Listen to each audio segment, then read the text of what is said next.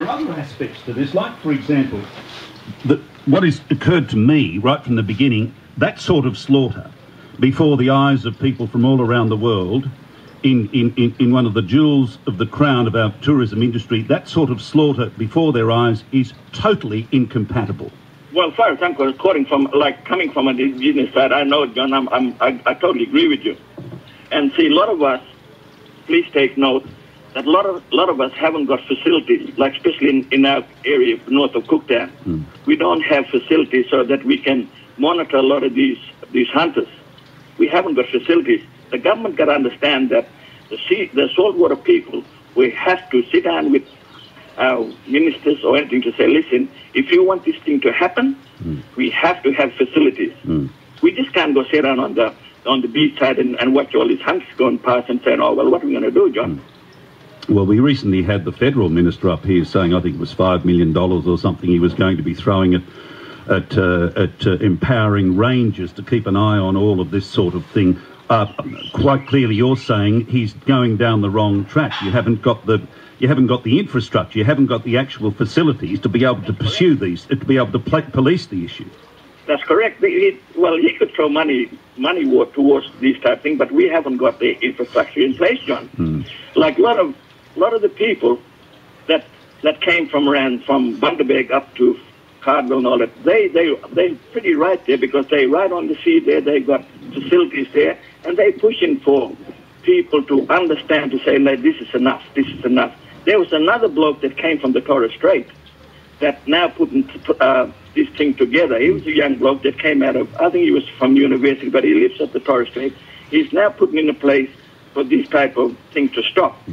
Zoning of a lot of the areas where he came from. So it's a start, John.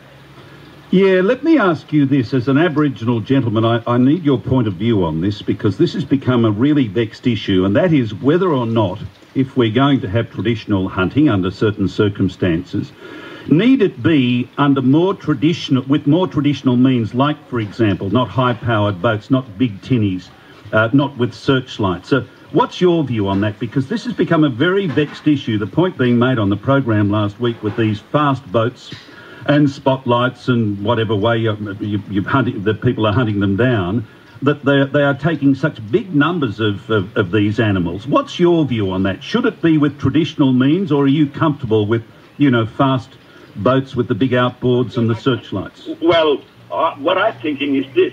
Let's start managing these areas. Let's start putting a thing together so that we can control all these people that are going out day after day. And it's wrong, John, but the facility is not there. I'm not saying that there is laws in place, but a lot of our areas, John, where I come from, it's an open slather, John. And I'm frightened that I'm going to lose all this in my area. Yeah. I'm frightened that my grandkids will never see these animals again. Yeah. But I haven't got any facilities to. All right. I can see where you're coming from, but you don't have a view one way or the other about whether the traditional hunting should be pursued with modern implements, modern boats, modern weapons, modern searchlights, or whether it needs to be in traditional, Well, I canoes. think that if we went back to those type of things, it may be a lot better. But at this present time, I can't really say, because it's a hard thing that we got to put up with, Well, to a lot of the people are saying, oh, this is my country, I can do whatever I want.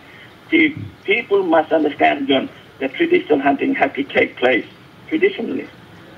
Well, there you just said it again. I mean, that's traditional hunting traditionally. That means with traditional implements. Yeah, that's what I would see. Well, you are agreeing with me. Come back to... I must admit, I had Vince. Vince rang the program last week and I ran out of bloody time, and I'll get back to him and let him finish his point. But he was talking along the same lines as you. The fact as I see it now, we cannot avoid some sort of legislation, at least, Bernie, to protect places like Green Island, places like Michaelmas Cay, places like Low Isles. They've got to be out of bounds to everybody. Well, it's got to be out of bounds, John, because you've got facilities there. You've got indigenous people that are there on the spot. Say they are traditional owners of a lot of those islands in your area there. There have to be something has to be put in place. Yes. and got to be monitored. Simple as that, John. Gee, I wish there were a lot more people like you coming on the program with effective ideas on how to do this. I had people, Bernie, last week saying, oh, look, you know, we've got to sit down and talk again and again and again with traditional elders. But that's been going on for years, Bernie, and all these discussions come up with nothing effective because within 3 and 4 days they're back out doing it again on Green Island. So clearly, sitting down in a circle and talking things over without anything concrete emerging, that's history. We've got to do something better, something more effective, something stronger. Yes, John, because what it is, what the problem is that the government people have to start talking to the people like me that are real concerned. Yeah. And you know, because a lot of us, John, you know that a lot of us miss out on a lot of these issues too. We don't, I was told in the meeting that, in the same meeting that, oh, people we always invite people, but I said to this lady, I said, well, I don't get invited to this forum because your organization run it and they don't include me. Well, maybe Bernie, you've got a view that makes them feel uncomfortable. Maybe you've got an unfashionable point of view. They get a bit uncomfortable because, you know, they run their own show. Yeah. We know where you're coming from, Bernie. Well, I appreciate this call. Can you stay in touch when you get an opportunity or you get some information or you just want to express an idea? Can you just ring this talk show? I get the feeling that people like you are not getting their message out, and now I understand why. You're right, John. And also, would you be able to get in touch with Vince? Vince Mandarin, that I spoke to you, and I will. What he's going to say too. He's already said some, and I'll get him to say more. Good on you, Bernie. Yeah, thank you. It's Bernie, who's where is he? Up at Cape Flattery. Calling in on this issue. By the way, if you've got some views on it, don't hesitate to share them with me. It's have you seen the Cairns Post the last few days? It is page after page of letters. You couldn't even begin to cover them because there are just so many. It's the issue of the year so far as public response is concerned. Dozens and dozens of letters. So if you've got some views you want to share on the issue, the number to call 1300 872 911.